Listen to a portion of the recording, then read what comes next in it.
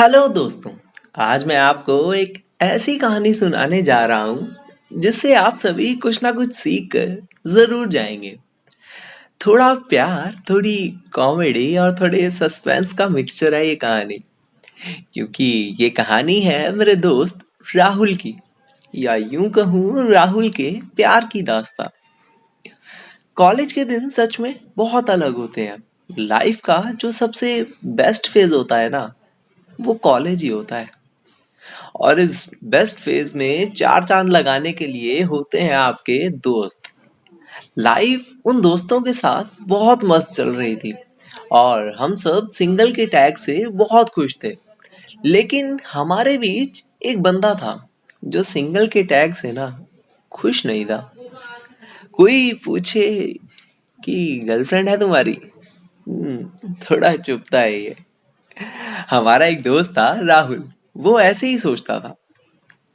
Rahul single के tag से दुखी होकर रिलेशन में जाना चाहता था। एक लड़की चाहिए थी उसे जिसे वो अपनी गर्लफ्रेंड कह सके। एक दिन मैं, राहुल और हम सब दोस्त फ्री लेक्चर में कैंटीन जा रहे थे।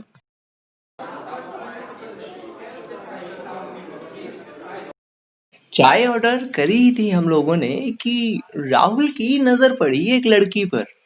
दिखने में भी बिल्कुल वो मॉडल टाइप लग रही थी। तभी हमारी नजर पड़ी राहुल पर और उसे देखकर हमने बोला, रहने दे भाई, नहीं पटेगी। राहुल उसकी तरफ देखते हुए हमें बोला,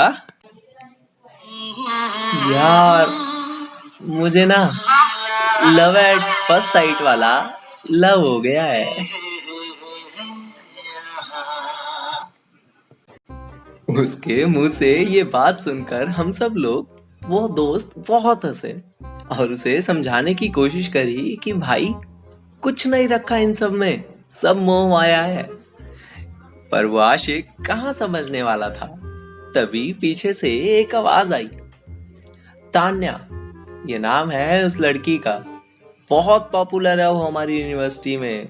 भूल जाओ राहुल भाई, तुम्हारे बस की नहीं है ये। मेरे एक दोस्त ने कहा। तो कॉलेज खत्म हुआ और राहुल अपने घर पहुंचा। तो घर पहुंचते ही सबसे पहले राहुल ने अपना फोन निकाला और फेसबुक, इंस्टाग्राम, उसने तान्या की तलाश हर जगह शुरू कर दी। और किस्मत तो देखी उन जनाब की कि तान्या की आईडी उसे हमारी यूनिवर्सिटी के पेज पर ही मिल गई थी। तो उसकी आईडी ढूंढकर, जिसमें इतनी मेहनत नहीं लगी थी उसे, वो ऐसे खुश हो रहा था जैसे किसी जौहरी ने सही हीरे को ढूंढ निकाला हो। अगले दिन हम सब लोग दोस्त जो हैं वो मस्ती मजाक कर रहे थे। लेकिन उस दिन राहुल का पूरा ध्यान सिर्फ अपने फोन पर था कि कब नोटिफिकेशन आएगा, Tanya has accepted your friend request.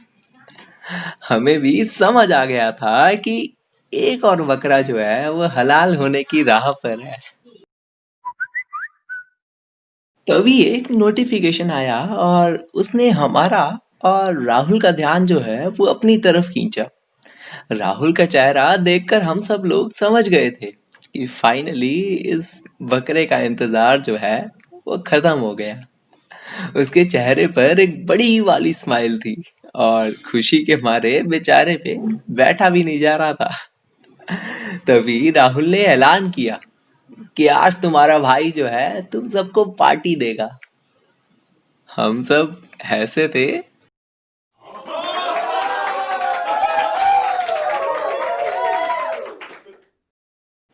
और सोच रहे थे कि 1 रुपए ना खर्चने वाला बंदा आज सबको ट्रीट कैसे दे रहा है।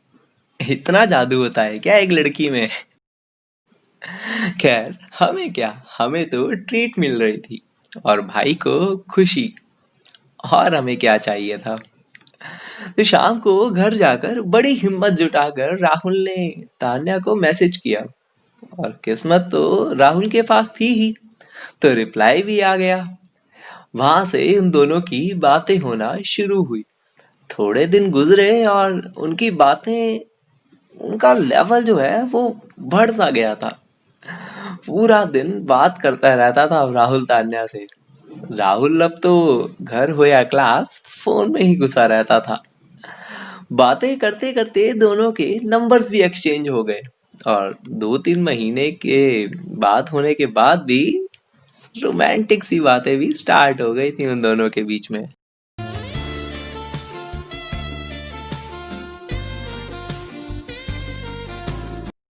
उसके साथ हुई सारी बातें राहुल हमें रोज आकर बताया करता था, सिर्फ हमें जलाने के लिए। पर हम तो थे ढीठ बंदे। हमें क्या, हमें तो बस खुशी चाहिए थी भाई की। इतने महीनों की चैट के बाद भी और नंबर्स एक्सचेंज होने के बाद भी राहुल ने अभी तक तान्या से कॉल पर बात नहीं करी थी। तो एक दिन उसने, पता नहीं क्या मन में आया उसके, कि उसने सीधा वीडियो कॉल ही लगा ली। अब किस्मत तो थी ही उसकी। अरे रुको रुको, हर बार किस्मत जो है वो साथ नहीं देती है। तान्या ने उसका फोन जो है वो कट कर दिया और मैसेज आया राहुल के पास, अभी मैं थोड़ा बिजी हूँ, थोड़ा गेस्ट वगैरह आए हुए हैं घर पे। तो राहुल ने भी रिप्लाई किया, ओके, बाद में बात करते हैं, और वेट करने लगा उसके बैक कॉल की। पर उसका कॉल जो है नहीं आया। अगले दिन राहुल ने फिर से राहुल वीडियो कॉल करी तान्या को, और इस बार भी तान्या ने फोन कट कर दिया और मैसेज किया, मैं थोड़ा बिजी हूं अभी। तो राहुल ने भी सोचा शायद बिजी ही होगी। 2-3 दिन तक ऐसे ही चलता रहा, अलग अलग रीजंस मिलते रहे राहुल को कॉल कट होने के। तो राहुल थोड़ा सा परेशान सा हो गया।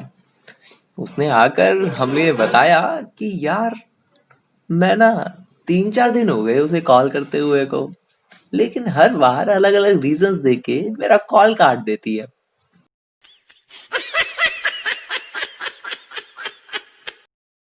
हंसते हुए हम सभी के मुंह से एक ही बात निकली, बेटा, वो कॉल नहीं, तेरा काट रही है।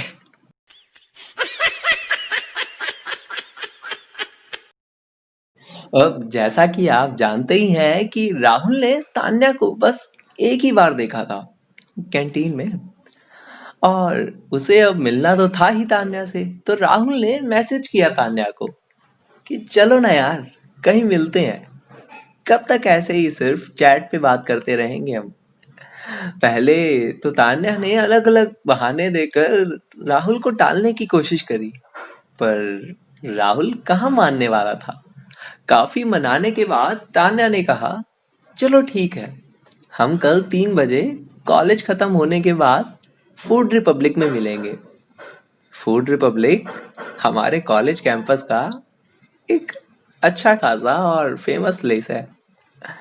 अगले दिन राहुल घर से एकदम तैयार वैयार होकर निकला, उसकी पहली सो कॉल डेट जो थी तान्या के साथ। कॉलेज खत्म हुआ और राहुल भाई साहब जाने को बिल्कुल तैयार थे। तभी हमने कहा, भाई, आज की ट्रीट जो है वो भूल मत जाइयो, और भाभी लेकर ही आइयो आज। भाभी सुनकर वो एकदम फुल टू कॉन्फिडेंस में आ गया और हमें बोला, हाँ हाँ भाइयों, बिल्कुल, तुम्हारा भाई आज भाभी लेकर ही आएगा। और उसके मन में ये गाना चल रहा था।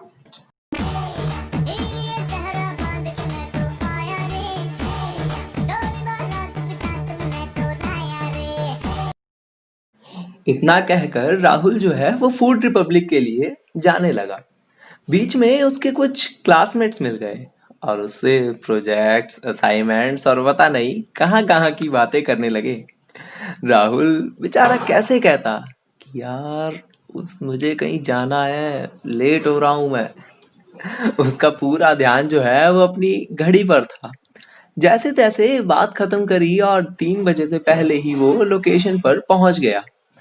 तान्या अभी तक आई नहीं थी वहां पर, तो राहुल ने उसे फोन करना जरूरी नहीं समझा और वेट करना उससे ज्यादा बेहतर लगा। तो वेट करते करते उसे 3:30 हो गए और अब उसने कॉल किया तान्या को, बट उसका फोन जो है वो नॉट रीचेबल बता रहा था। क्या करता वो बेचारा, फूड रिपब्लिक से बाहर आया और पास ही एक बेंच पर जाकर बैठ गया। इंतजार के सिवा और बेचारा कर भी क्या सकता था।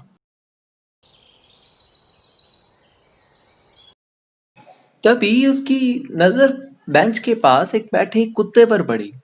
बात करने के लिए उसे और कोई दिखा नहीं, तो उसने सोचा कि चलो कुत्ते से ही बात कर ली जाए।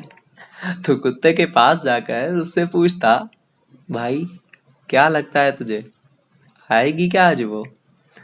कहाँ बिजी है जो अभी तक नहीं आई?